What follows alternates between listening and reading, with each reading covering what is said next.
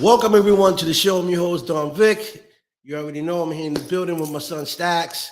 IG is not here today, but the show must go on. So, people, we have a special guest coming on the show from Chicago. Great guest. Um, she's a anti-violence activist. She's a ghost hunter. Ooh-wee, I love that. Also an award winner as well, and a public speaker. This woman has an amazing story to tell, and we're going to be talking to her today and finding out exactly how she got over these demons that she was dealing with at one point in her life, and also how her life changed for the better. And I'm hoping that with her testimony here today, she can help others, and uh, and maybe you guys and we all can learn something from her. Okay. Also, I want to tell everybody to tune in tonight. Boston Celtics will be playing tonight. This is Game 7. So hopefully we can bring a win here to Boston, Massachusetts, and that'll be great. Also, want to thank everyone that supports the Don Vic Show and support the guests that come on the show. I want to thank all the guests that have been on the show, and so on and so on. So, guys, right now I'm going to bring the one and only Angelia Bianca to the show, all the way from Chicago. So, everyone, please welcome her to the show. Hey everybody, thank you Hi, for having me. how are you doing today? I am good. I'm always good. I say, and probably a lot of people won't understand this, but anything above laying on a cold prison floor is a win for me. It's all up from there. I agree because I was there at one point in my life. So, I mean, how can you not, yeah. Yes. How can you not do better once you're out of that system, Yeah, right? I mean, like, yeah, you survived that. So, it's Yeah. like, okay, whatever. I hear Right. people complain about crazy stuff, and I'm like, wow, okay. Yeah. Try living in a cage for 12 years. Hey, it's not easy. Not even a week. You know. Oh my God. Now I look back and I've been, sober and productive and doing my thing and, working and law abiding citizen for over 12 years. And now I look back sometimes, like I don't like if you people who watch me on Facebook, I think they think that I'm living high off the law, like the hog or something. I mean, I make a good living and all that stuff, but I'm just me. I don't forget where I come from. Right. But when I look back and think of the things I did in my past life, that's a hard life. Life Yes. is easy now. I Right. mean, I do what I do. Yeah. I have a lot of fun, completely sober. I'm Right. still a wild concert goer, crazy girl. Yeah. I do a lot of cool things, and I'm truly grateful to God for my life. I truly am, because I should have been dead. Right. And I always say that things that happen in our lives are not mistakes. These are things that have to happen in our lives so we can learn from them, and not just learn, but be able to teach others, and show others that, you know, it's okay to hit rock bottom, right? But the key to that is know how to hit the floor and get back up. Absolutely. And you've done that. You've done that in a big way.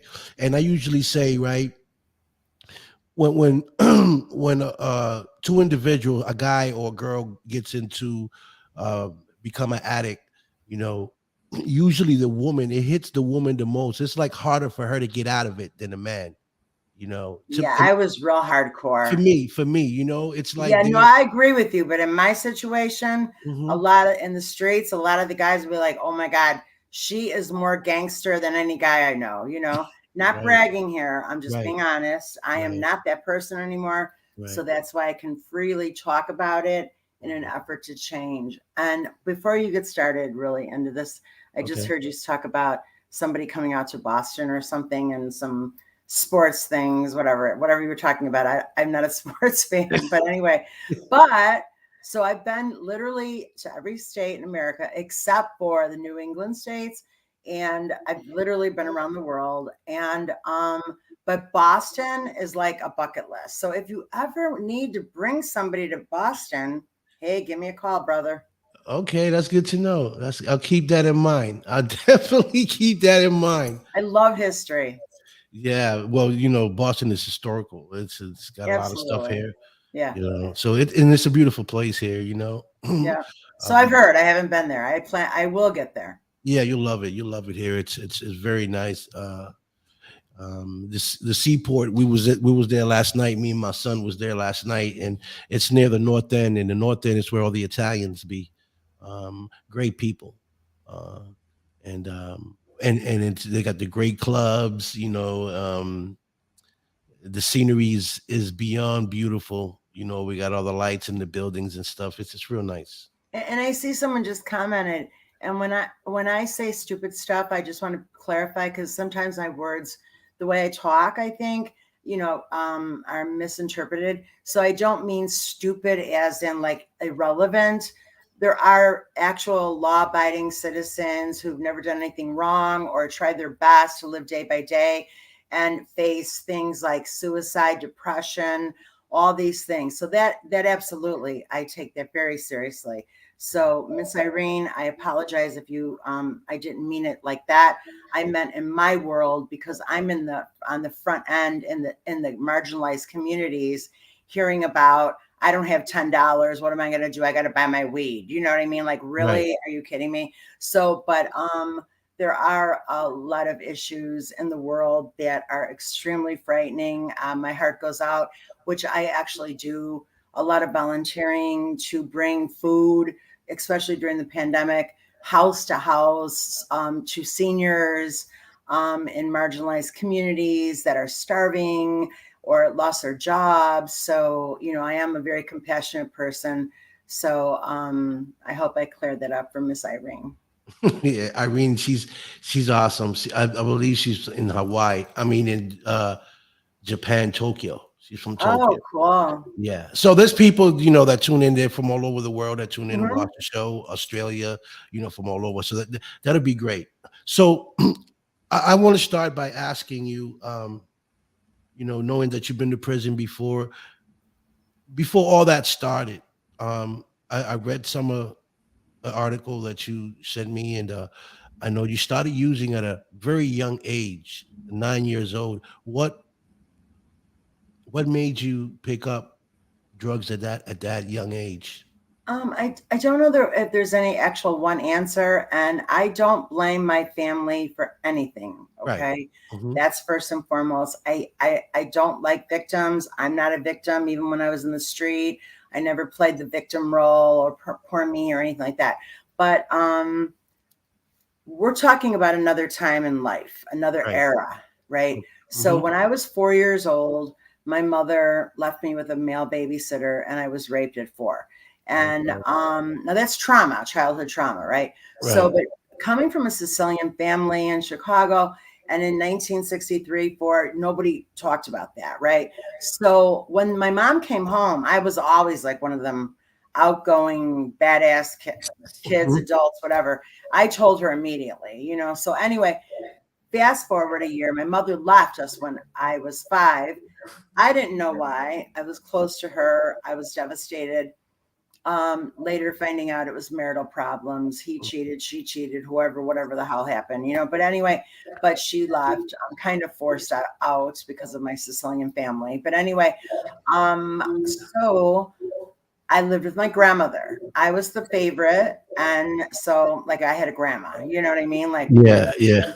wrong, right? So anyway, I think that looking back now, I probably was trying to fit in somewhere and wasn't sure where I belonged. I Mhm. can look back now and say, absolutely, I had low self-esteem. I wouldn't have thought that then, but I think I now can say, yeah, I did. Okay. Um, Being Sicilian, and then living in an area, I went to school with like my best friends were like Irish or, you know, things like that. Yeah. And I remember thinking like I wasn't fat. I was just like Sicilian, a little bit more developed at a younger age. Right. And trying to hide that and starve myself because I wanted the real slim body and that. So anyway, I just think that so I was really smart in school and I became bored very quickly. Mm. And so I started hanging with kids that like challenged me, like they were cool, bad kids, you know, Mhm. even at a young age. And me and my friend Keith Norman, one day, his father was dying of cancer. And he was like, hey, yeah, I was like, I'll try anything once, right? So he was like, hey, look, why don't we take some of my father's pills for cancer, right? So what we were taking was morphine, you know, but we didn't know. Mm. So we're popping the pills and we're taking barbiturates and we're drinking and somehow I liked it. There's no other. I mean, it's not like you people. A lot of people take a lot of like psychological, you know, which that play. There's a lot of layers to the onion and a lot Right. of rituals, right? Right. With me, I simply liked it. I don't know if it was a numbing or if I felt, you know, and throughout my life, if you read the book, you'll see like I literally play so many different characters in my own life that there should be like an Oscar for the best criminal characters, you know, Yeah. Yeah. like a Yeah. non actress, non movie Oscar for the best criminal actors in your own life, you know, Right. Right. criminal characters. So it was like really, it was taboo to talk. Yeah, you're right, Irene. In 2022, and now I work in social services, and I work at the University of Illinois, and mental health is still a hard thing to talk about. So I could look back and say maybe had I had some counseling or something, but it just wasn't a thing, and nobody ever talked about it. Nobody. So I just kind of like put it out of my head, and I became very good at and resilient at dealing with things, whether they were bad or not. And I think that's how I survived in my life. So I liked it. I got high. I liked it. I wanted to keep getting high. Right. Right. So that was at a young age because at one point, you know, when you got older at 17, you got into some heavier stuff. Well, I Was was that already what? getting into heavier stuff in my earlier teens, but not actual heroin. So Right. by 13, I was already tripping on LSD, taking Oh, MDA, current day ecstasy, constantly, Quaaludes. I was constantly taking barbiturates, smoking weed. Weed and alcohol were not my big, you know, thing. pulls, Right. but I did it. You know, cocaine. You know, I did it. That was Yeah. not something. I am naturally a very hyper person, so Right. cocaine doesn't quite agree with me for some Right. reason. I don't know. Right. But I get it. anyway, I was more the downer person, and so I was taking a lot of pills, a lot of like probably tripped on LSD over 400 times by the time I was 16.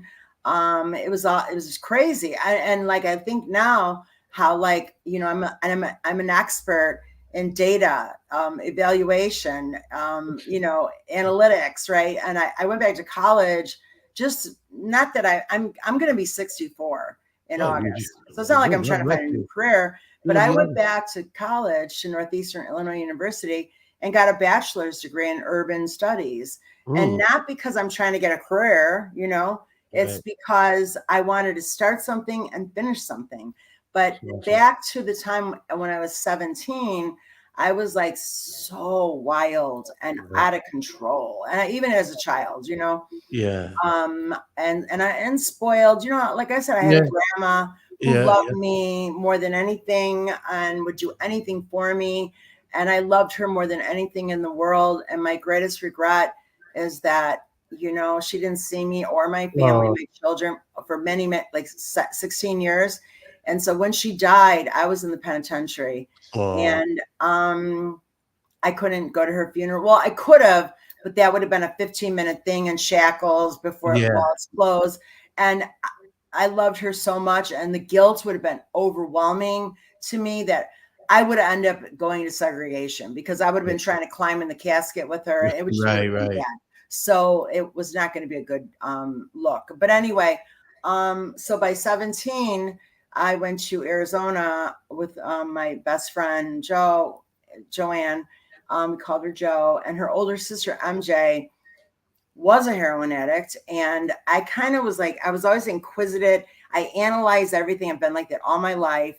And I kept seeing her going in the bathroom, and I wanted to know what was going on in there, and I want a piece of it, you know? And she kept telling me that when I finally found out that she was doing heroin, oh, thank you, Joshua.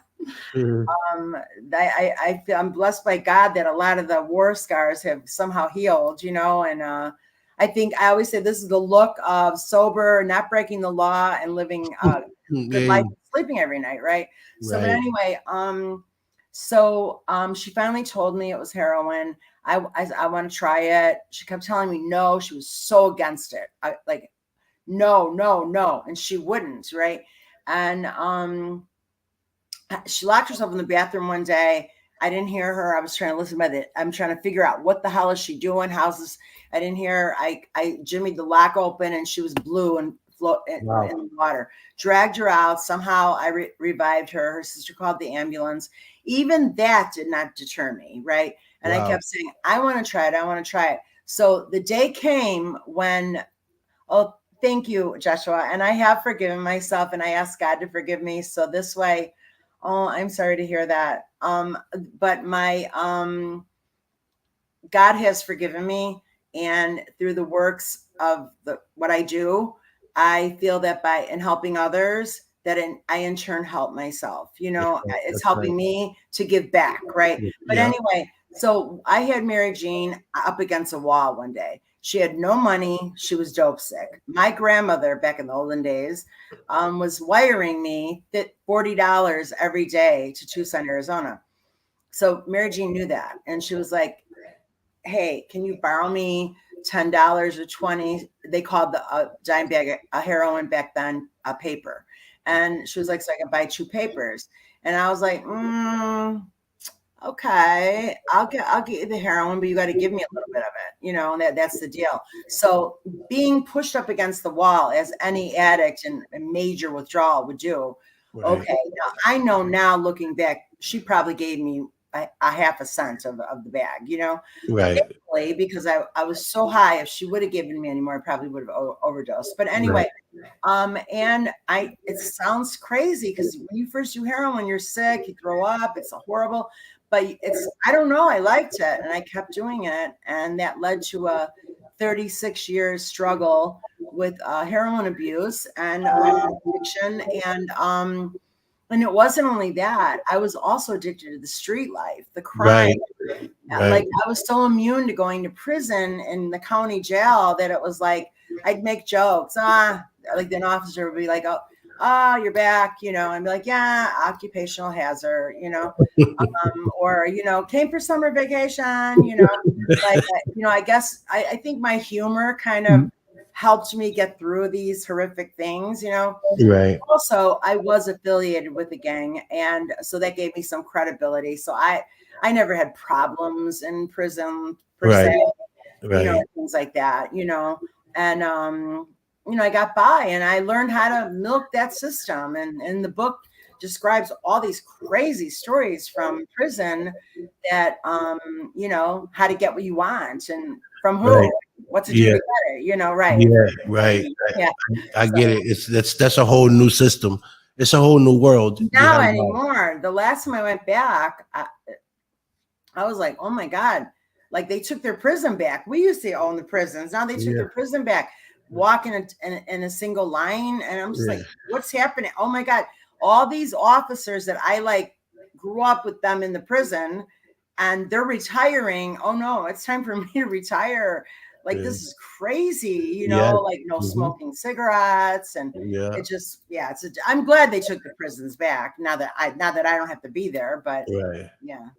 So this went on, and I continued, and my friend Mary Jean said, I don't want you to do heroin because you're going to end up, and how true she was. When I was 17, she was like, one day you're going to end up a hooker on Cicero Avenue. Right. And wow, there I was 5 years later. Wow. Yeah. That's a deep story. And was that at that point at 17, was that when everything hit rock bottom? Was that where Oh everything no. started going to the left? Because you grew up on the west side of Chicago, Hmm. right? Right. Okay. And w- was that the start of everything collapsing when at 17? No, I don't. I think I was able to maintain for quite a lot of years. Hmm. I was screwed up and getting high, and I came back to Chicago, and then I somehow I wasn't doing heroin. I guess I must have kicked. I don't know, but I was taking a lot of pills. I was real heavy in the rock scene, and the punk scene, and going to bars. I did. My oldest son was born in '79, and he was in my custody till he was probably like seventh grade, although he spent a lot of time by my grandma's and not at my apartment because I was always going out and having parties. But I can say that my first child saw more than any human being should ever have to see in a lifetime. And thankfully, reunited with all my family, my children, my grandchildren. My grandchildren call me gangster grandma because they're like, "Hey, grandma, we Googled you," and I'm like, okay, or they'll be in Barnes and Noble and see my book and always like horrified. But anyway, but I held on for a long time, but continued my scams and figuring out ways to manipulate the system and you know, uh getting arrested. I mean just back and forth. And then finally when it really started to go downhill is maybe when I was maybe like 35, like on the west side of Chicago. I was living for many years in the projects. I lived in the Latino community and the African American community for the majority of my adult life. So I believe that had I not have gone through all those experiences, I would not be able to be effective in the work I do now, Mm, because the communities that I work in now are like the invisible population people and right. the throwaway people, right? So my credibility in working in Black and Brown communities, but don't get me wrong. I mean, I have an old lady found me on social media, a white lady. Like I'll Mhm. help anybody for any reason, Right, right, and it doesn't matter. You don't have to be like gun violence or I'm going to get right. shot or I got shot.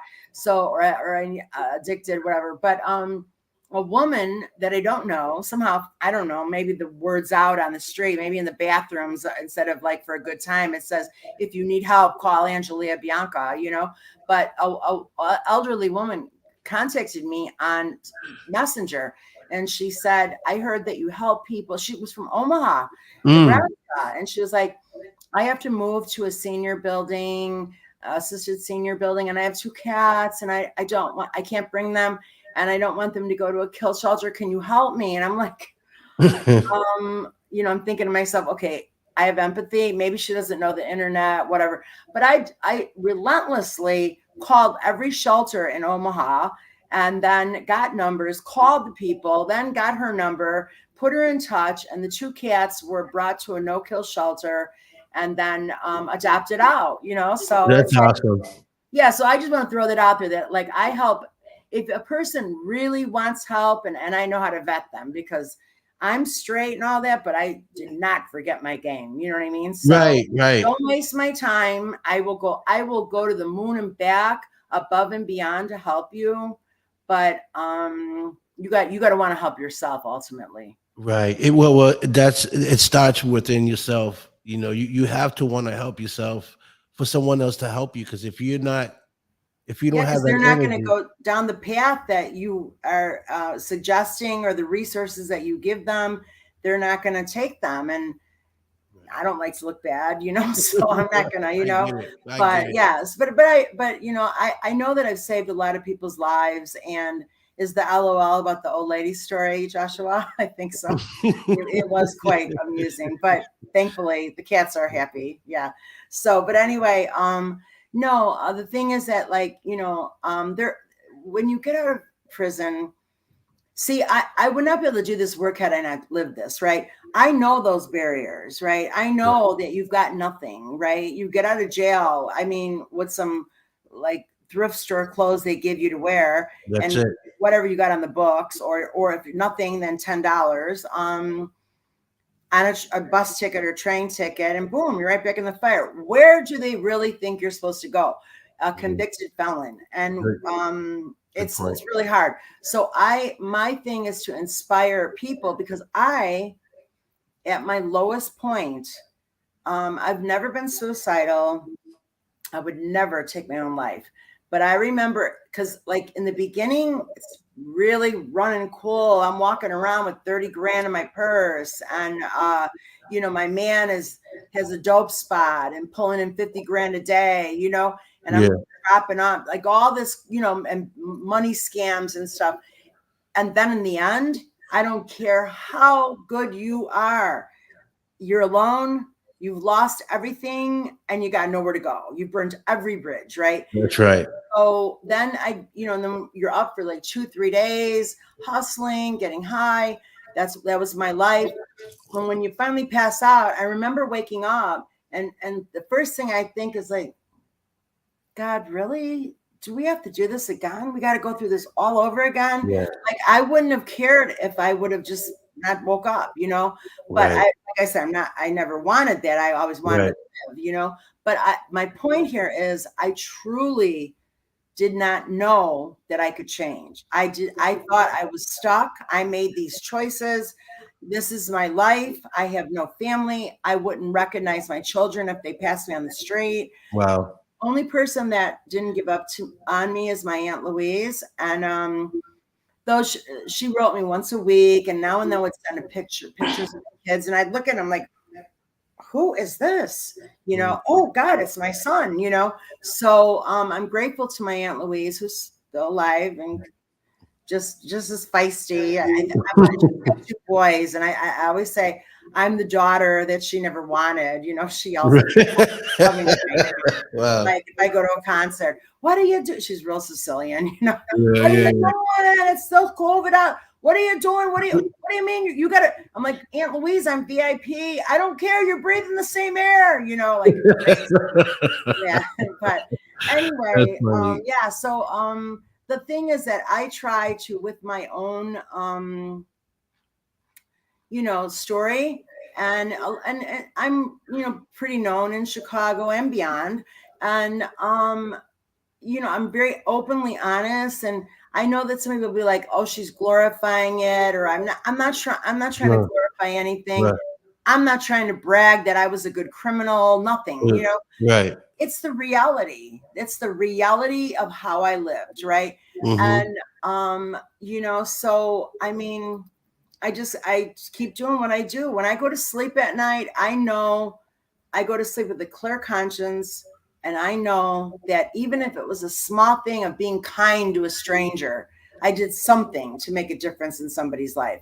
From that to saving a life, or however, Yeah. It's very difficult to shake that off when you're so deep into it for so many years, to just cold turkey stop. See, people that don't know that lifestyle, don't understand it. And I'm glad that you're here today talking about it, because maybe now they can understand that it's really hard. It's hard. It's like we was talking earlier, like a cigarette. It's an addiction, right? And people don't look at it as like drugs, because it's not heroin, it's not cocaine, but it's addictive, and it kills people, right? And some people smoke for 20 years, 25 years, and then all of a sudden stop. But it's a process. It takes it's a process. Bless them. And it's a process to stop. So it's just not easy. And then with heroin addiction, let's not forget, it's a very vicious, violent heroin withdrawals. Like Oh, while you're in withdrawal, I would think death has to, I wouldn't want to die, but you think like death, if somebody put a bullet in my head, that would feel better than this. You know what I yeah. mean? Yes. Not that I wanted it to happen, but that's how I try to describe it to people. A lot of people don't quite understand. Sometimes I hear, and I've even heard from my kids, well, you chose to do drugs over your children and family. And no, I disagree, because I was 9 years old, a child, when I chose to do drugs and never stopped. So a 9-year-old child who's not capable of making a logical choice or decision, are you going to let your 9-year-old child, little girl, say, hey, you know what? I'm not coming home for 2 weeks. I'll see you. No, I'm No. not doing my homework. I'm not going to school tomorrow. No, they don't. The parents have to, guide that, right? Yes. So if a child is 9 and begins to get high and continues doing so, motherhood and adulthood is not going to look good for that person. Right. And every time I had a child, I always thought, like in my mind, this time I'm going to do better. This time I'm going to get off the stuff. I'm going to do better. And I couldn't, thankfully none of my children were born actually like addicted to heroin. But they had 3 of them. I have 5 kids. The first one, Sean, was not born with any drugs in him. I stopped like right away when I found out I was pregnant. And the next 3 had heroin in their systems. And my last child, Aaliyah, was born drug-free. When I was about 4 months pregnant, I was like, oh, I can't let another baby be taken away from me. Right. And so I went into St. Mary's detox, and, they detoxed me. Yeah. And she was born drug-free. So I'm grateful for that. But I'm also grateful that I'm reunited with all my children, and they are all good kids. I mean, they really are. They're like, I'm like, oh my God, thank you, Jesus, God, that you didn't take after me. So Right. That's awesome. Let's talk about In Deep. Is that the book that you wrote? yes, with my co-author, my brilliant writer co-author, Linda Beckstrom. Okay. You want to tell us about that book?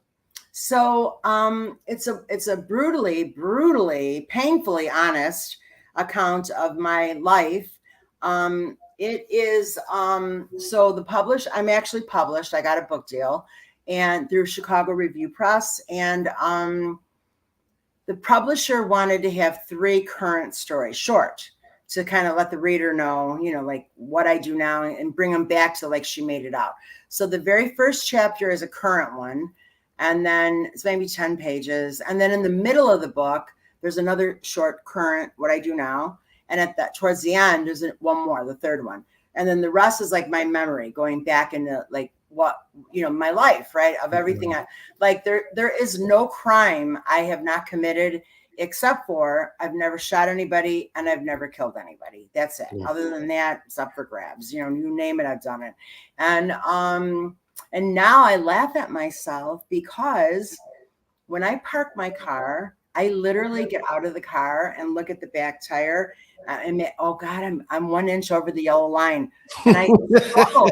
No, really, I do. Like, oh, do you think it? I don't know. Wait, it's like this back and forth. Like people will be walking by, I'll be like, excuse me, sir, do you think that I'll be okay here? And they're like, I don't know. So I struggle with that. So I'm like, oh, forget it. I'll just move. I'm moving my car, and I live on the lake. So it's no easy feat to find parking. But anyway, Right. So, but with my book, I'm not a likable character.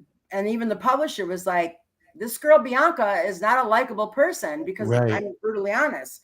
I'm not trying to be likable. I'm just telling it how it was during that time and the time frame, right?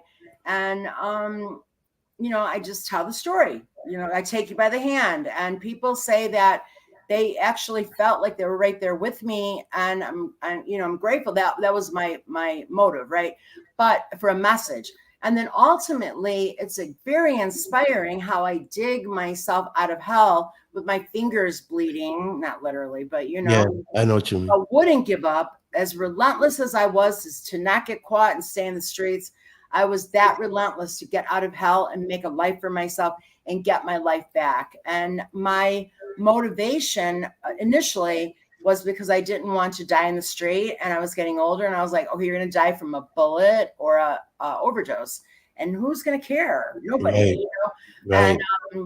And I did. So when I got out of prison, I went into a program called A Safe Haven Foundation in Chicago, where you can live there. I paroled there. And I was a little reluctant because I was very used to, oh, wow, that's great. Thank you, Chicago. Chicago Kenny, how are you? I love him. He's a great guy. So anyway, I was reluctant. I didn't like being told. I had no rules. I lived by my own terms. Whatever. The thing is that, but slowly, I realized. So when I look back, when they would say the first month, right? Right. Here's your chore. You don't got no chores here. Yeah. And then, okay, at 8:00 at night, you have to use the Windex with paper towels. Just wash one window. Right. In the office. And I'd be like, okay. And then it'd be 8:15. The counselor would come looking for me. Hey, aren't you supposed to be somewhere? And I'm like, I don't think so. And then I'm watching a movie and like, no, you have to go do your chore. And I'm like, oh, well, the window's still clean. It didn't rain or anything. Right. And they would say, if you don't participate, then you have to leave. And then I'd think of like living in abandoned buildings, putting tissue in my ears, because I knew when it would get dark, even though I'd be high enough to pass out, roaches are going to be crawling. I don't know. I just didn't want them in my ears. How that is even how I can fathom that was acceptable in my world. Long as they don't go in my ears, crawl all over me. I mean, like, right. Oh my God, I would freak out if I had a roach in my house now. But anyway, right. So I got to say though, when I was like 20, 21, I had already been through a lot. And, people used to say to me, you should write a book. And I'd be like, no, what? There's no ending. There's no, what? It's not an ending. Yeah. And so so anyway, I was at 20, 21, 25. It kept, it became kind of a joke, even in the joint, they'd be, most would call me Bianca. They'd be, Bianca, so what are you going to do when you're older? Because like when I was younger, people would go, hey, and call me in a loving way, the B word. I don't want to swear. Yeah. But what are you gonna do when you get older? Man, you're out there bad. You need to change your life. And I'd go, I don't have to worry. I'm gonna write a book, and then it's gonna be a movie, and then Sandra Bullock's gonna play my part, and she's gonna win an Oscar. Like I had it all mapped out, right? Yeah, so, right. Yeah, crazy. But I was saying that for a good 30 years that I would write a book, but I kept saying I'm really. I can write short stories, but to write a whole book, that's a lot of work, and even way more work to get published is very hard. I could self-publish right now. I could 10 pages about my phone and self-publish it. Does that mean that it's, like if I got the money, I could say, hey, I want to write a book about this pen and it's only 15 pages, So nothing against people who self-publish, but me, there's no way I was going to do that. So, I kept saying that. And then I changed my life around. And then it was kind of like, well, wait, there's kind of an ending now. There's like an ending to that chapter. Not to say there won't be another book, because I'm already thinking of this and been writing. But anyway, so I happen to have an extra. I'll just make this short. I happen to have an extra. I go to the Grammys every year. And I had an extra ticket one year in 2016. And I had recently met a girl named Linda Beckstrom through the famed Pamela DeBar, my friend. Okay. And, she was in Chicago having some writing workshop and asked me to come. And I went by. And Linda answered the door because it was her. She was hosting it. And I don't know. I felt like, I don't know what the hell, So I'm like, I give Pamela a hug. And then Linda goes, I got to get in the kitchen and get the hors d'oeuvres and everything ready. They were expecting a lot of people. And I follow her into the kitchen. I'm staring at her. And she's like, I go, are you Italian? And she goes, yeah. I go, Sicilian? And she says, yeah. I go, connected? And she goes, no, no, no, no. I go, oh, okay. Connected. Wait, what you mean She was connected? like, who is this woman and why is she asking me these questions, right? Oh my So goodness. then I said, I feel like you know Lynn Orman, another friend of mine. And Right. she goes, what? And I go, she goes, why would you say that? I go, I don't know. I just had the need to say this, you know? And she goes, oh my, I haven't heard that name in 30 years. Yes, I know her. I haven't seen her in 30 years. It's crazy. So Wow. anyway, that was our only, we had the little workshop, whatever. And then, so months go by. And they got to kind of know me that couple hours at the workshop, kind of a little, in a good way, eccentric, crazy girl, you know? And I had this extra ticket. So I called Linda and I'm like, hey, you want to go to the Grammys with me? And she was like, oh, wow. That's like not a question people normally call and ask me, you know? Right. She's like, well, let me think, I'll call you back. So later told me, she told her husband, what do you think? Should I, she was already going to be in LA working, so it would have worked out fine for her. Right. And so she told me later that she told her husband, Bianca has a good ticket too, like not in the nosebleed, you know, like a good, like fancy ticket. And she wants me to go with her. What do you think? And he was like, oh my God, yes. Like, that's like, how many people get to go to the Grammys, right? So anyway, she said to her husband, this is either going to be one of the absolute train wreck worst weeks or the best, you know. I'm not, you know, the verdict wasn't in with me yet. So anyway, but and I had told her, Linda, I don't just stay for the Grammys. I have this whole ritual I do. I have to go to, you know, Ventura Boulevard. I have to go to, you know, down Mulholland. I got to go to the blah, blah, blah, like all these like things that I do. And I got to visit this one and that one. And I got to eat at the Beverly Glen Deli, you know, that. So anyway, she's like, okay. So we get there and we're driving down Sunset Boulevard. And I just look at her and I'm just like, and randomly talking, telling stories. And she keeps saying, oh my God, it makes no sense that you're alive and your brain's function seems at capacity, you know? Right. And I said, hey, you wanna help me write my book? And then of course she gave the professional answer. Well, it's a lot of work and I'll have to make out an outline and blah, blah, blah, blah, blah. But I wanted the Thelma and Louise answer, like, woohoo, yeah, let's do it. We're driving off the cliff, you know. But anyway, it worked out really good. And we spent 14 months joined at the hip. She would record me or I would tell her. I had some stuff written already I sent to her, and that she could polish up some of the, you know, a couple of the not a whole chapter, but stories. And then came the publishing, right? So we had a manuscript and everything, but you can't send an unsolicited manuscript to a publisher. So then I'm so relentless. Oh my God. So I called my friend, the legendary rock drummer, Carmine Apiece. Okay. So anyway, I was going to say, if you were going to say you don't know who that is, I was going to be like, okay, interview over. No, I'm just kidding. No, I'm kidding. But anyway, so I asked Carmine, and then he was at a show in Chicago and I asked him in person and I said, hey, could you read the manuscript? And he was like, you know what? I'm going to be on tour in, this was like in early 2017. And he goes, I'm going to be on tour in Belgium. Email me the manuscript. I'll download it on my iPad while we're on the tour bus. I'll read it. So he's WhatsApping me the entire time.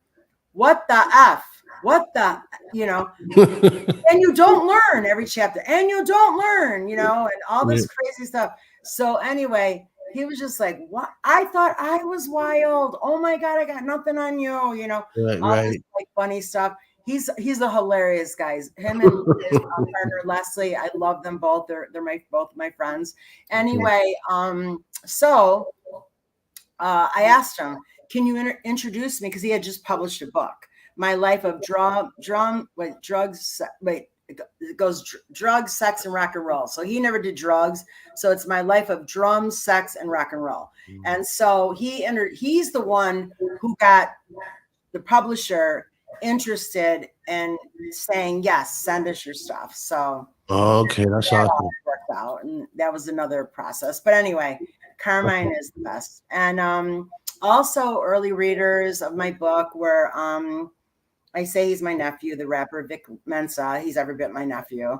And I just love the kid to death. And he Carmine Apiece, Vera Ramon, Pamela DeBar, Angie Bowie, Carmine Apiece, of course, and Christian Picciolini, who changed his life around and has been working for he's like everybody else is kind of like rock star status, but Mm-hmm. Christian Picciolini, I don't know if you know that name, but he used to be a white supremacist neo-Nazi when he was very young, like 30 years ago, 35 years ago. And when was in that life, right? And Right. then changed, thankfully, and at an early age. I was hard-headed. I stayed in this life. I wasn't a white supremacist, but dysfunctional girl here. Yeah. But Christian, I felt he would be important to write that because he changed that lifestyle and now Mm, works relentlessly to help people get out of that movement or to stop hate, right? right. Stop racism, stop hate. So and he was an early reader. And so, so the book, like I said, it was a long process, but we so happy I stumbled on this show. Yeah, me too, Joshua. So but anyway, yeah, so the book is in the end very inspiring.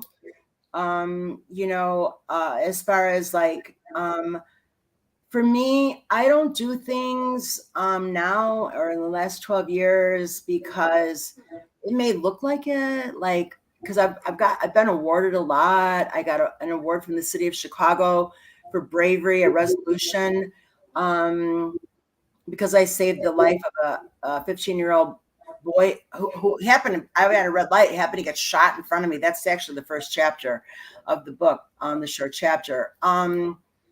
And everyone runs from a shooting. The shooters are in front of me. I'm like, holy ass, everyone's like almost hitting my car. I back up. They're shooting at him, even though he's down. And, I don't know the kid, but I know they're trying to kill him. So I back my car up, drive on the wrong side of the street, and put my car in between the young boy bleeding And the and shooters. so my car would get the bullets. And I, Wow. I kind of leaned back, but nonetheless, probably not the smartest thing to do, but I didn't even give it any thought. I just went into action. And I applied enough pressure on his groin where the most bleeding was coming from, until the ambulance got there, which took forever. It's welcome Wow. to Yeah. Chicago, Yeah. yeah. So, but anyway, but he had to go right into surgery. I'm in the crime scene because I drove my car in the crime. I'm taped in the crime scene, so I have Right. to wait for the violent crime detectives. They come, blah blah.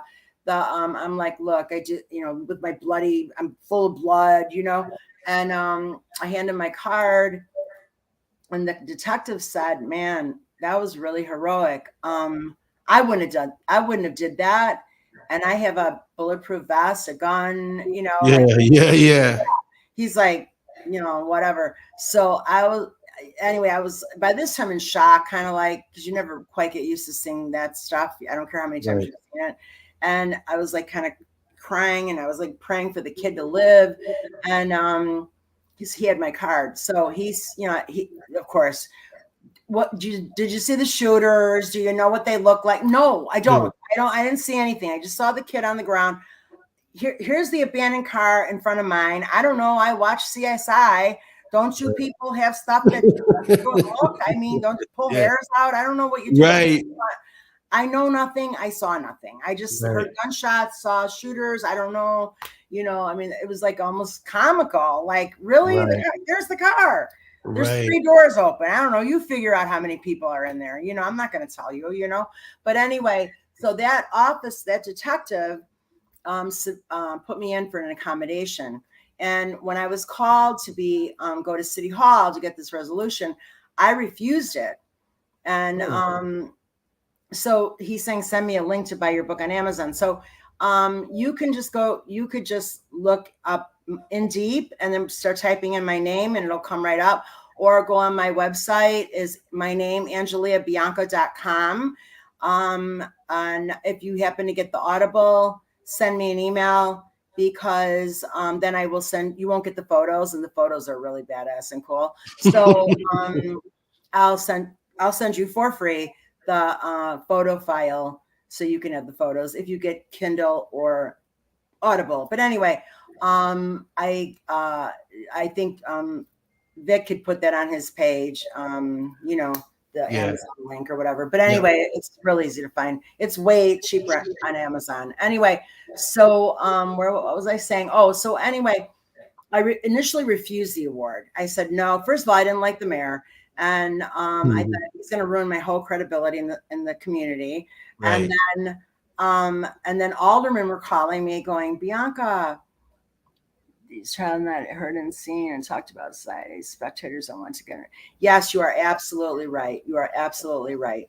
You're right, Irene. Anyway, so aldermen were calling me, trying to talk. So that day of in council meeting, it didn't happen, right? So aldermen were calling me and saying, Bianca, Chicago's your city, right? I'm like, yeah, I am Chicago. No shit, right? Yeah, no, it's like I love Chicago. Right. The ugly. This is my town, Frank Sinatra, right? Hey. So anyway, they said the mayor, if Bozo the Clown were the mayor, he would have to hand you the award, the resolution, right? Right. So don't look at it like that. Your city, the city you love, is honoring you for bravery, for doing what you did, because everybody ran, nobody was, so finally they talked me into it, and I went. And like I said, I'm not one I don't know. I just do what I do because I truly, from my heart, want to help others. And I did make a promise to God before leaving prison. And I said, God, and I didn't know how to pray. I only knew how to make deals. Right. And so I said, my prayers are like, please let the dope man be there. Please only make him arrested. That type of prayer. So I said, God, but very serious from my heart. And I think God saw that. And I had tears in my eyes, alone in my cell in the dark. And I said at night, and I said, God, I'll make a deal with you. If you will take the taste of the heroin and the street life from my mouth until my last dying breath, I will help people. And I've never looked back on that or disappointed, or I'm not made good on that promise. And when I was at the program at A Safe Haven, you get passes, or they send you to the community center to make a resume, just different things. It's a lot of mindset changing, because you're being in this mindset of you become immune to that street life. So it's a lot of, it's learned behavior. Someone had to teach me how to get high. Someone had to teach me how to write a bad check. Someone had to teach me how to pickpocket, right? So it's kind of like unwiring and rewiring, right? So Safe Haven is really good with that. And okay, well, Joshua, get the hard copy then. So Barbara, thank you. Anyway, so I always say now, I no longer think the way I once thought, so I no longer behave the way I once behaved.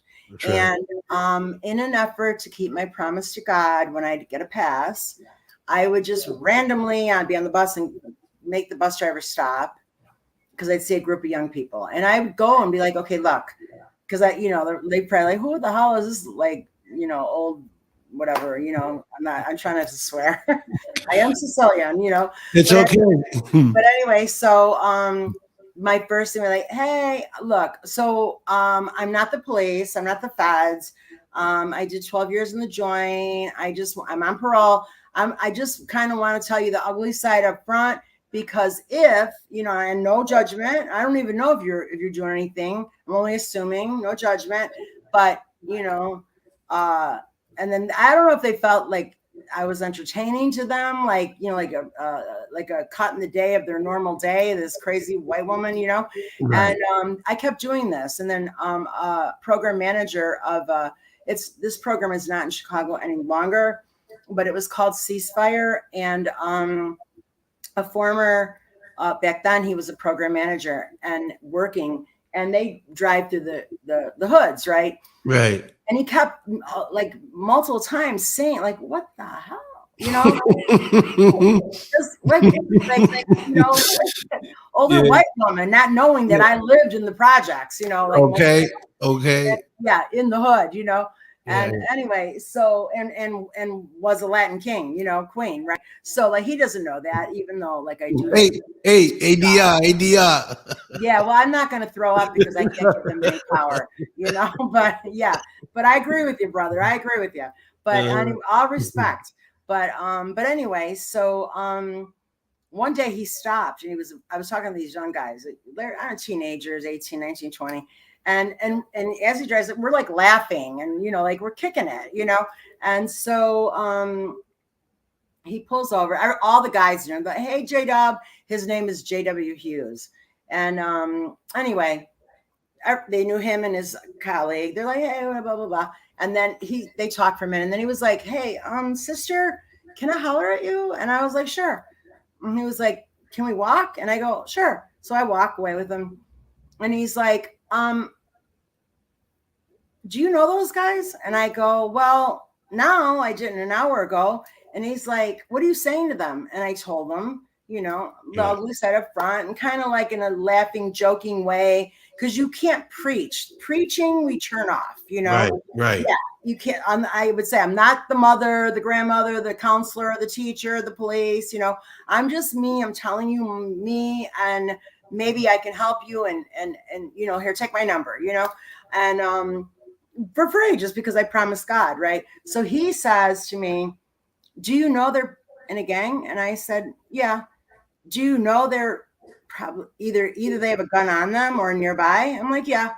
And he's like, how do you know that? I go, because I used to be them. And then he goes, okay, I know that I don't know any other way to say this, but just to say this, and I don't mean any harm. Right. He's an African-American man. And he said, and he was at that time about probably 42, Yeah.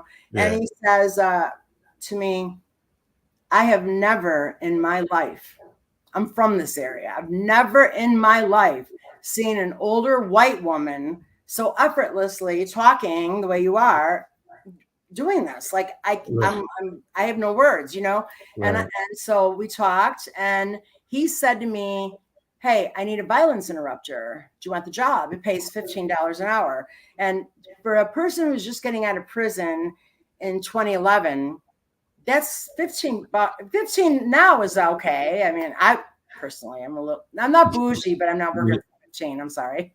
I work hard, and I've got a lot of skills, and I've been promoted, but $15 is a lot of money even now.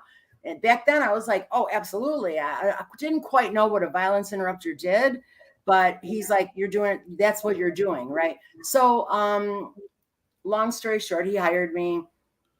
They signed with a team. I was the only girl.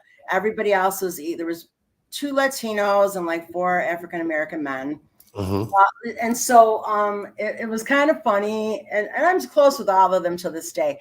And so it was funny because they were just like, who is she? And what here? Not even realizing how gangster I used to be. Right. Right.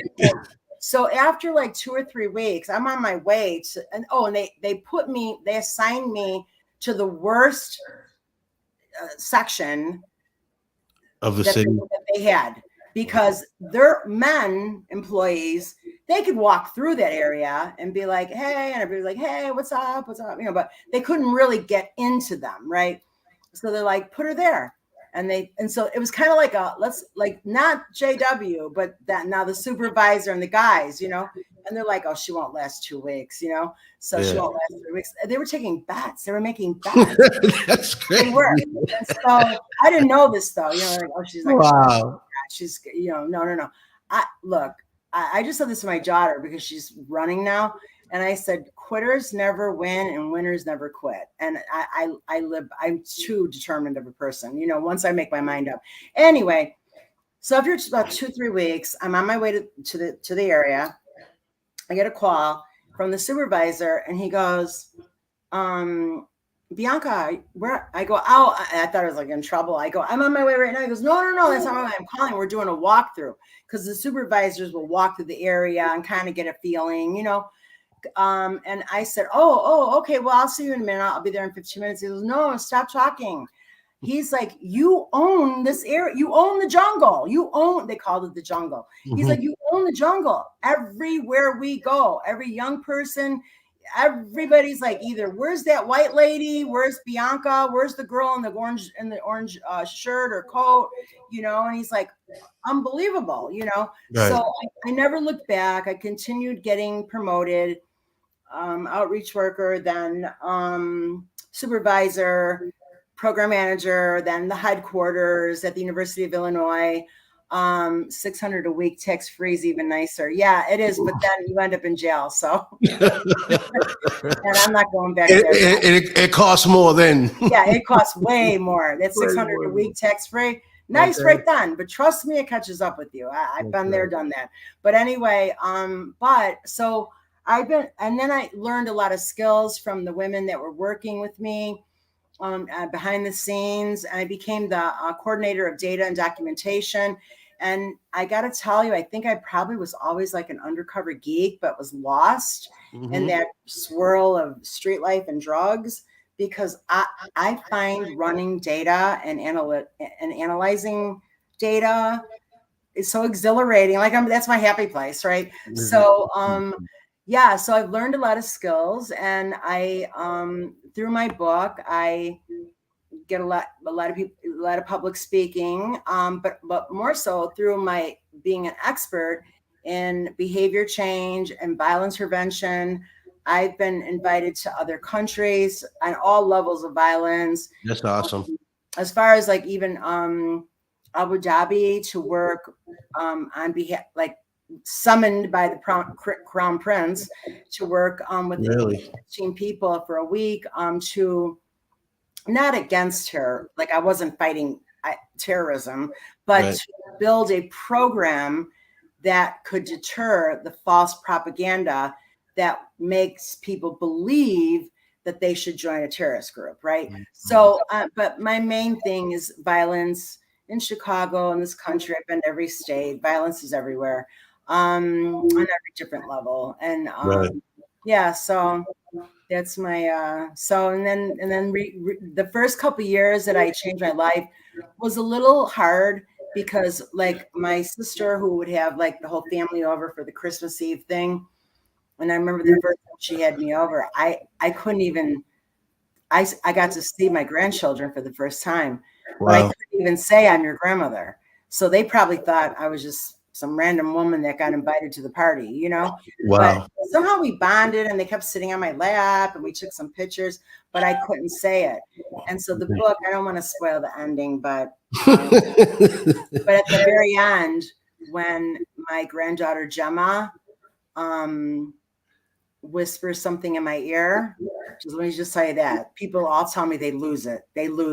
Not at the Christmas party. This is a year later. And they lose it at that. The book ends with my granddaughter Gemma. So and now my daughter Ashley is married to a Joliet police officer, and she's oh my God, a beast on real estate. You know, real estate agent. And she's always saying like, oh my, like she didn't have a mother growing up. She lived with her father. The rest of my children were here or there within the family. Thankfully, I knew where they were. She always says, I'm like the babysitter now, you know, and she's got 3 huge dogs, and that are like, oh my God, like to deal with the 3 dogs is, you know, 3-year-old son, her son is like, you know, an angel. Anyway, she always just stares, and she'll tell her husband, the police officer, I would have never believed, who would have ever thought that I'd be trusting my mother with my baby while we go to Vegas for a week, you know? And then after like the week with the dogs, oh my God, I'm saying that kind of New York, the dogs, but The anyway, dogs, yeah. yeah. So, but my daughter told her husband, Bay, I even call him Bay now. I'm like, how's Bay? But anyway, she told her husband, if these 3 dogs didn't make my mother relapse, nothing will, So Wow, right. That's crazy. So you also, so we can end this show, but tell us a little bit of the like, paranormal side. okay, my ghost hunting, yeah. So Yeah. okay, so basically I've been interested in this since like 7th grade. And probably like a lot of teenagers, we used to go to graveyards and look up through magazine. I was about to like type, but we didn't have that. Looking up in like the most haunted places in Chicago land or something. And then we'd go to them and through high school and like midnight hours, and like we hung out in all these haunted places and abandoned insane asylums nearby. So I've always been interested in that. Obviously, that was put on hold during that crazy lifestyle.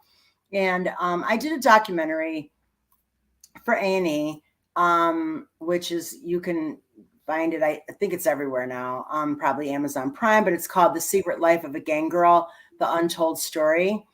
And I'm in the majority of this documentary really about the tragic story of a 17-year-old Chicago girl who was killed at 17, but she was very, very out there and doing things herself, allegedly, But Yeah. anyway, so and then it tells about the work I do, right? So like the cameras kind of follow me around and all this stuff. So anyway, Secret Life of a Gang Girl, The Untold Story. So through that, and we're about to do a sequel in Chicago, probably, hopefully by next month we'll start filming. But anyway, so how I got back into it, and I on my own in the last few years, which is on my own by myself, rent a room at the Hyatt, but it's like kind of undercut, like no big signs or hoopla. It's the old Cook County Hospital. Okay. Now there's Strozier, which is like blocks and blocks, but the actual real original building, which is extremely haunted. So it's a historical landmark, and the Hyatt, couldn't change anything. They have a very small sign. Everything has to stay at the outside, whatever. And it's real nice. So I stay there a couple times a year, always on Halloween, by myself, and I wander the halls. And regular people, there's no button in the elevator to go to the basement, but because I've been in that building when it was abandoned for 18, 19 years and prior to when I got shot, and so I know my way around that whole hospital like the back of my hand. So, and I tell the desk clerk, hey, I'm really here just wandering around all night. Don't pay any attention to me. I'm harmless. So, and I record and I started doing things like that. And then I kind of met up online with an actual paranormal investigators from Unearthing Paranormal. And now I've been going on a lot of them, and they're out of state. And I was just in West Virginia at the old hospital on Capitol Hill. I've been to the Villisca ex murder house, and we stay like 2-3 days. You're lucky. I will not stay. I know so many paranormal teams, especially out in Chicago. I'm actually going to Chicago on the 4th to meet up with Enlightened Souls Paranormal. They're from Chicago, and you should call me, and I will. I see. I'm going to send you my phone number. Call me, and I'll come with you. You love it. I mean, so the guys that like where I've been going with, they are like, at first they're like, I don't, because everybody always says, oh, I like that, I want to go, but I don't think they really understand that's hit or miss. Sometimes I have sat in the old abandoned Indiana State Insane Asylum that was abruptly closed for unethical practices, where the feds come in and just say, if you're at your desk, and just say, don't touch anything, just grab your purse and get out. And with the ambulances to move the patients, right? And everything is left there. So tunnels that go to the 9 different buildings, and they're filming, and I'm wandering around, and I found the morgue, and I literally sat in the morgue over an hour in the dark.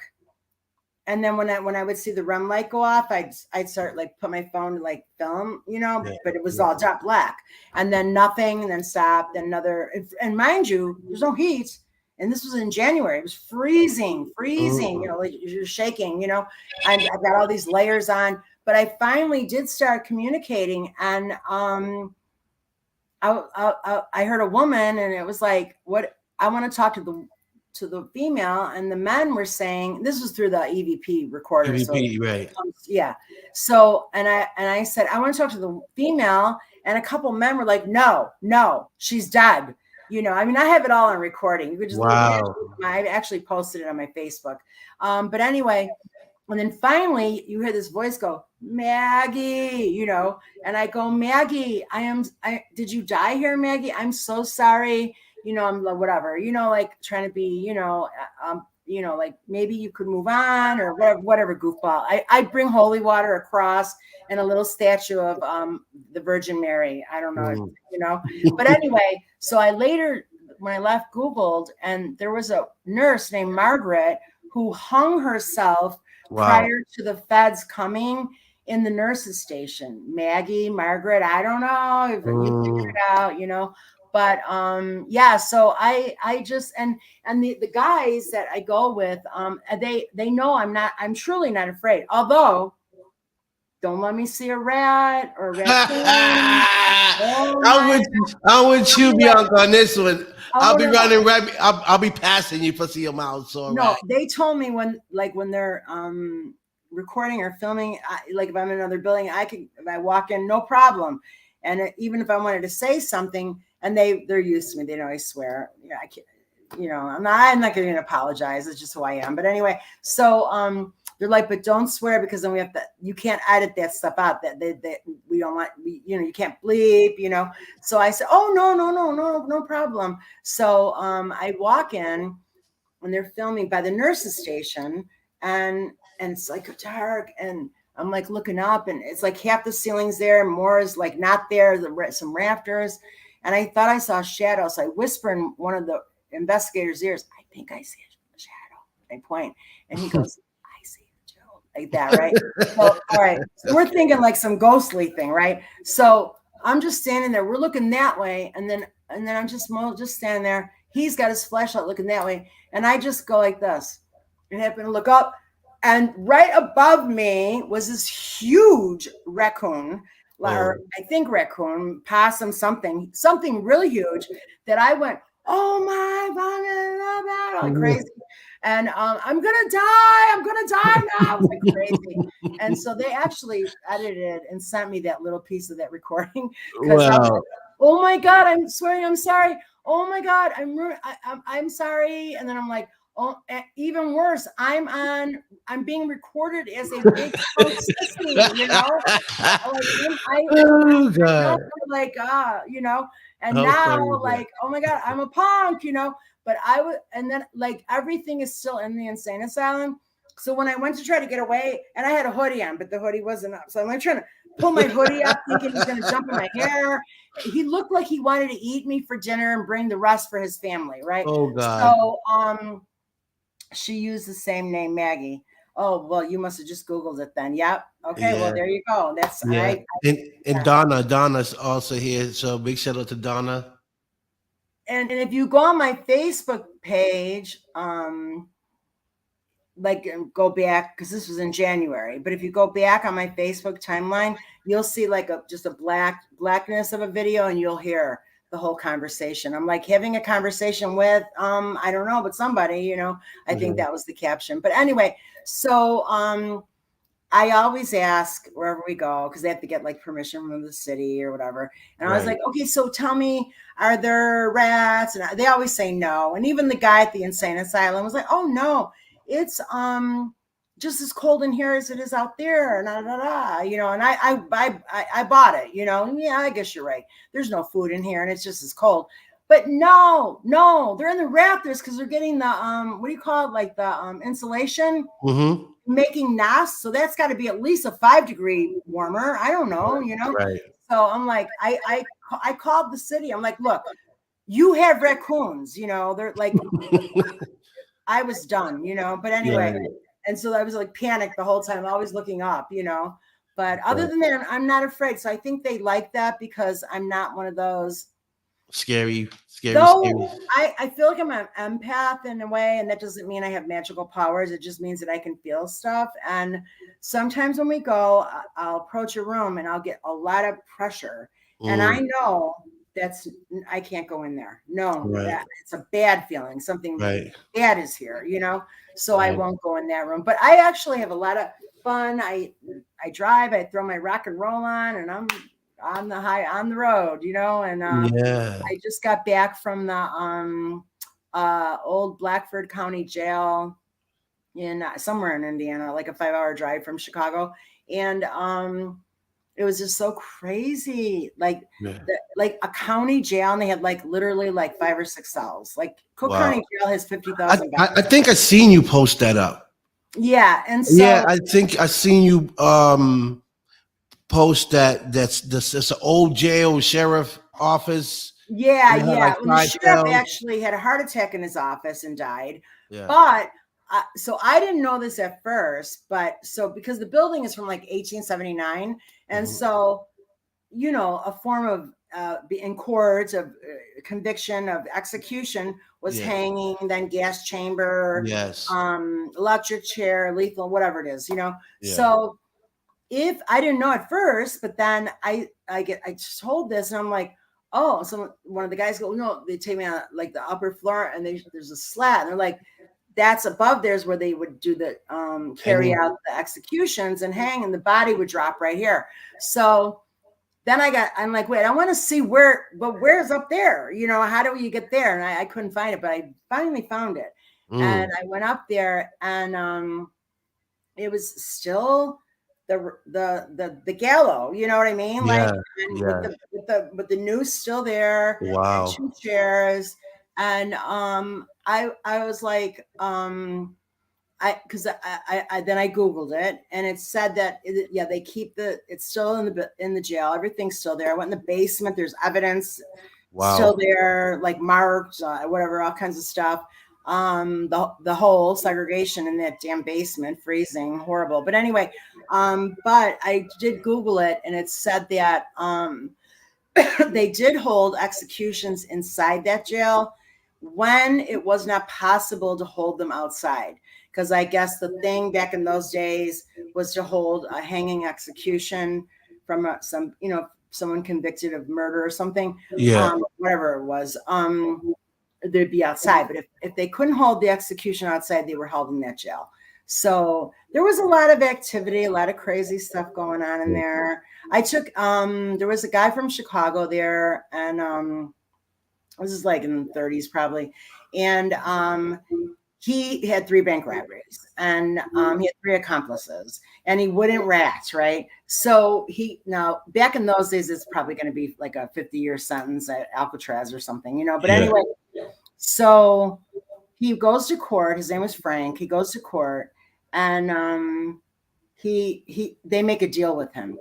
And they say to him, look, if you'll give up your 3 accomplices, we'll give you 21 years. And he was like, at first, like, okay. And then he was supposed to go to court the next day and actually give up the accomplices, right? So he went back to his cell and realized, I can't rat. I can't do this. So he obviously felt the only way out, It was he to hung hang. himself from the Cell. yeah, from his cell. And I Wow. actually went in that cell, like not that I was there 2 nights and 3 days. Not that you get tired, you know, not like Yeah. you're like, I'm going to sleep now for 8 hours, wake me at 8, you know, but you Yeah. take little naps. And I actually slept on his bed, on his, Oh. you know, and it was kind of funny, the people saying like to me, so this is a jail. You get tired, you're welcome to sleep in one of the cells.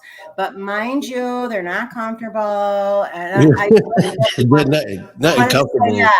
I've slept I can't count how many times in a county jail, but 12 years in penitentiary, I'm good. You know, I Yeah. know exactly how that feels. So like the man was saying, like they're uncomfortable, but you know, if you want to bring a cot and a pillow top, I'm thinking like, oh my God, I could sleep on the floor. I could sleep in the chair and take a nap, you know.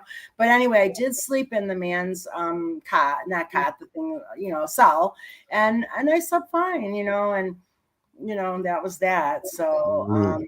No, his name was Frank. Let me tell you right now. I'll give you his entire name actually, if you want to know. Here, I've got it because wait 1 second, because I did take a picture of the actual. Hold on here. Coming up. Okay, his name. Oh no, James Barnett. His name was James Barnett. Mm, Yep. wow. And he was in he hung himself in the old Blackford County jail. And he was from Chicago Heights. Wow. James, So, I'm sorry, I said Frank. so you've been, going through what you've been through, and seeing the light at the end of the tunnel, because a lot of people don't see the light. Unfortunately, you did, because you have God had a job for you to do, A and purpose. I have a purpose, and I have right, hope. I try to give others hope now. right. So, what advice would you give to someone that's going through a similar situation, or the same situation that you was going through? What advice would you give them? I would say, and I do say, you have to be ready. And I don't believe in the whole rock bottom when people go, oh, they got to hit rock bottom. I had no rock bottom. I could have kept going my whole life and died out there, right? Right. But I tell people, you have, wait, wow, I see him arguing with a guy named David, and he said, you're going to rat. Yeah. There was there's a whole story on him. Just James Barnett, Google him. But yeah, hey, I hate that he killed himself, but I could feel him on the I'm not a rat, But anyway, but I wouldn't have killed myself. I just wouldn't have signed the paper, and I just would have gone to prison. But anyway, so but anyhow, so the thing is, I would tell people that there is hope. I know you can't see it now, I know that, but you can change your life. And you have to make the first step.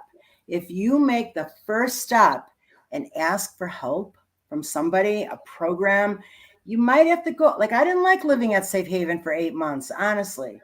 Right. But I never looked back either. And now I live in an apartment in a high rise on the lakefront. So I don't know. Did that work out for me? I think it did, Yeah, So I do not live any fancy, like, I don't want to give anybody the impression that I'm on Lakeshore Drive. No. But I am on the beach, but okay. I am in Chicago on the north side. And you know what?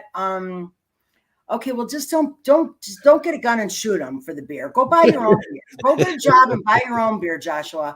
Right. Anyway, I talk a lot of shit, and I hate in a loving way, right? But anyway, I'm there if somebody needs help, and wherever you are, no matter what, you don't give up on yourself. You have potential beyond your belief at the time, and if you really are sick and tired of being sick and tired, and you want help, no matter what you're going through, all it takes is one step in a positive direction. Then the second step comes easier, then the third. Then all of a sudden you're like, wait, I remember after a month at Safe Haven, people started looking at me with respect. And I was like, I'm really feeling myself now, And then when they asked me, because we're just so, we're like the invisible population. And then when I remember they said to me, hey, you have a really good voice, you're friendly, would you mind volunteering and answering at the front desk the phones at 5 a.m? I was like, oh my God, yes, I felt important, right? And not a lot of calls are coming in at 5 a.m. Not at that time. Okay. But here's me staring at the phone, waiting, and then it would ring, and I'd be like, hey, Safe Haven, this is Bianca. How can I help you? I felt like, oh my God, I've arrived, Right. So, like I said, little things like that. But the main thing is, I know there's people out there who have given up hope, and they don't believe they can change, because I didn't. And they don't know that they can change their circumstances, because I didn't think that. But I am living testament that you absolutely can. You absolutely can. And Joshua, if you're serious, don't go buy that beer. Go to a program. So, but you know, I mean, I give my card. The whole world knows my phone number. If God forbid I ever had to get another phone number, I believe the world, the apocalypse would happen and the whole world would blow up, because this is the longest I've ever had the same phone number in my life, for 12 years. I get it. Yeah, it was always like you have to go to the library and get a new lease. And I just moved in, and you know, all this. Oh my God. Oh, what an easy life. I try to help people. I work as hard as I can, kind of a workaholic. But I don't even feel like I have a job. I do a lot of volunteering. I every year help children at homeless at shelters, and pretend like I know Santa Claus and fundraise and get them gifts. So no child that I can reach will go without a Christmas gift or a visit from Santa. And then I come home and I'm a Star Trek geek, and I watch Star Trek in my pajamas. You know what I mean? It's like I get it. And I do go to a lot of concerts. So I feel like the work I do is not for the faint of heart, right? Because we see a lot, and you don't save everybody. You lose a lot, right? Whether they're killed, whether they OD, whether they go to prison for life. And it's heartbreaking, because you really care, right? And so it's not for the faint of heart. And also, there's not a whole lot of people, especially females, in the freezing cold and the snow, walking around the hood at 12 at night, you know, at midnight. You know what I mean? Right. Prime time for shootings, you know. So I don't have to do that anymore, but I still do that. So my title is actually not a violence interrupter anymore. But until the day I die, I will be a violence interrupter, because I will always care about that. And, you know, I will always do whatever I can to get in between, or it's a lot of petty arguments that blow up. But anyway, my advice to people is they can change. They can. And people are sometimes embarrassed, or they don't want to ask for help. But you know, you could I used to think I was the smartest person in the world, right? And I had to come to a point where I had to throw my hands in the air and go, I give up. I'm really not the smartest person in the world. In fact, I don't know anything. You know nothing. Right. Follow the people who know what they're doing. Maybe you'll learn something. And here I am. And there's been a lot of people along the way, from Safe Haven and the J.W. Hughes. There's been Sheila Regan, Rose Ellens, who taught me how to draw my eyebrows on the right way, because I was so ghetto that I was doing it wrong. You know, there's just been like a lot of people that have helped me along the way. Tina Johnson, I feel like I'm winning an award here, like I just won an Oscar. But, you know, I just want to thank all the women and men that have come through my life, through my journey, my new journey, to give me a skill or teach me a skill. And the professors, Professor Strickland, so many, there's just so, once you think you know everything, you become unteachable, and then you're no longer relevant. So I want to be relevant. I want to continue to learn, right? I want to learn from you. Right. And what's the young man next to you, the Stacks? Yeah, Stacks. Yeah. So are you just an IT guy or something? What was that? Is he the IT guy or something? The IT guy. He's working the computer for me. Okay. Well, IT. So he's real smart. Yeah. You're my kind of people. You're my people. You know. Yeah. Because I don't know nothing about no computer. I'll tell you.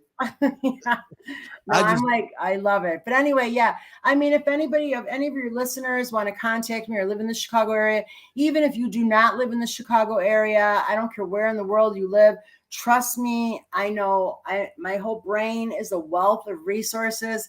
And if I don't know one offhand that you may need, I know somebody in the area you live in that will know.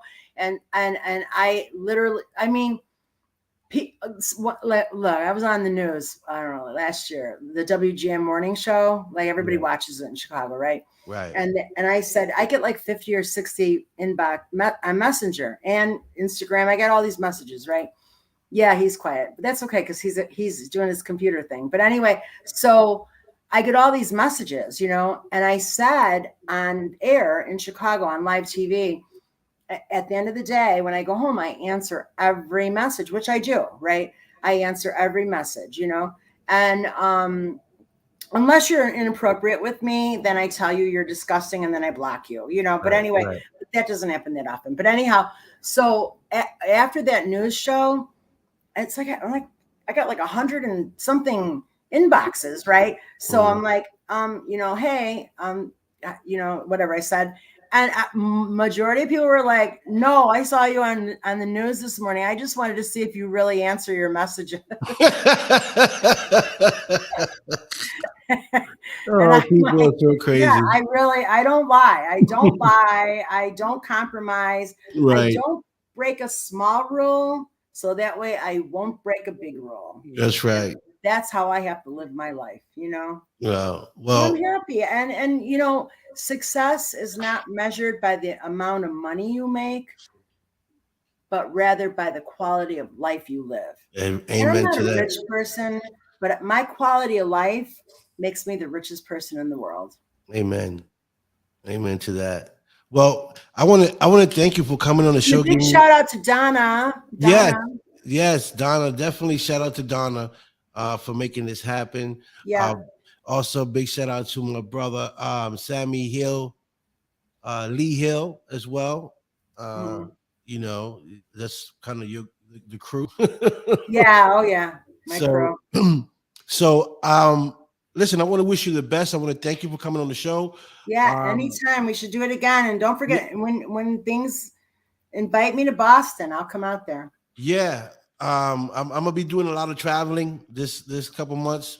Oh, when you Uh, come to Chicago, I'm gonna inbox you my phone number, and I think you may yes. have it already, but I want to go talk with those paranormal people because Okay, we can make that happen. likely everywhere they've gone, like in Alton, Illinois, is the most haunted city in America. I think they're from Peoria, Illinois. Peoria. Peoria. Yeah, Yeah, Peoria. your Boston is showing through now, honey. Ah, thanks. Peoria. It's not far. It's Peoria. not Yeah, Chicago, Peoria. but it's not far. Right. An So hour or something. that's where they're from, and I'll be hopefully with God's willing, I'll be there on July 4th. So On I'll July 4th or June 4th?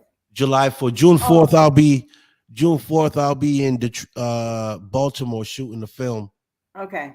So, but yeah, July 4th. But I'll definitely reach out to you before that and let you know, give you a heads up just in case you're still in the area and Yeah. you wanna link up and I'll we be can in New York, I think July 7th till 10th. And then I don't know, like my things change here and there. But I love New York. Oh my God. okay. My favorite. Well, I want to thank you for coming aboard the show. You've been great. And I want to thank everybody, especially Donna, for making it happen. And Yeah, thanks, Donna. She's the best. The and yeah, best publicist in the world. right. So, real quick, can you tell the people, the viewers, exactly where they can find your book? What So it's site? in, yeah, it's well, okay. It's in it. My book is sold in deep. How I survived gangs, heroin, and prison to become a Chicago violence interrupter. Hold on, wait. Um, Here. So this is the cover of it, and it was named. I'm sorry, it was named 2019 Book of the Year. Mhm. And Kevin Gates, the famous rapper, and his wife Drika are my friends. They wrote the intro, the foreword. And so my name, Linda Beckstrom, the brilliant Linda Beckstrom. Shout out to Linda. Otherwise, just amazing flow. She's amazing. Anyway, but you can go. It's in bookstores, but you'll pay more money. So if you go on Amazon, just type in deep and start typing in ANG. You'll see my name here, or look on his page where he says he's having me on. My name, just type in deep, Angelia. Before you get through, by the time you get to the last, it'll pop right up. It's an Audible, Kindle, hard CD, audio tapes, Mhm. and hard copy as of now. Eventually, it'll go to a paperback. But anyway, the Audible was narrated by a voice actress named Christina Delaney who did an amazing job. She's from New York, but I don't like. She got the care. I like unbelievable. I listened to the whole thing when it was first, came out, and I was even crying and like what's gonna happen next? And I'm like, wait, you stop, go and you have to go to work, You know what happens next. But she did such a good job at getting all these character, the voices, like even like how my dad would talk, But while they were recording it, when they were in the doing it, she would call me and ask certain things. But anyway, she did a great job. So just go on Amazon. You could follow me. All my social media platforms are my name, Angelia Bianca. My Instagram, Angelia Bianca, Facebook, all of them, TikTok, well, TikTok, Angelia Bianca were the one, yeah. Okay. All right. Well, thank you so much. You've been great. I love you. I love your vibes, and I'm I love you too, both of you. Hey. So, so we'll see you soon, Bianca, and thank you so much. Yes, thank you for having me. Vic, this is amazing. I'm really honored to be on your show, and thank you so much. I see great things in our future. Amen. Amen to that. Not really, but we're gonna make it happen. I lied. All right, Bianca. We have to. I didn't get a premonition. I just know that we're gonna make that happen. That's right. I'm gonna do that. I like to make things happen. Yeah, me too. I like the outcome. I get a directive. Let's do it. I'm not a procrastinator. So anyway, cool. All right. Thank you so much. And to all your viewers, you've been amazing. Thank you, Sherry. Yeah, I saw you said you're an investigator.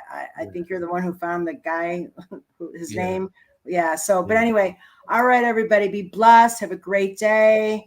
And see you soon. All right. Ciao. Okay. Ciao. Yes, everyone. That's the one and only Angelia Bianca from Chicago. Amazing woman with an amazing story. Go online, cop her book, see exactly what she's been through and where she's at today. It's been a long journey for her, not just for her, for other people that have been in those situations, including myself, because I've been in those situations in my life. So, it's not an easy road, but you can overcome it. You're going to want to overcome it, within yourself first. To order to move forward, you got to want to change, because there can be 10 people in front of you offering help, giving you help. But if you don't want it, if you ain't ready for it, then it's just not going to happen. That's just the way it is. You got to want to change. You got to want to make that change for the better, to be able to move forward. And it's not easy. One step at a time, always. You know what I mean, guys? Because, we're living in tough times, and it's not easy. It's really not easy. So I want to thank everybody for coming on the show. I want to thank everybody for coming on and supporting my guests. And big shout out to everyone that's on here: Josh, Sherry, Joshua, everybody that's on here. Thank you so much. And remember to share, because sharing is caring. And I'll see you guys next time on the show. And you guys have a great night. All right. Peace, love, respect. And guys, we are out of here.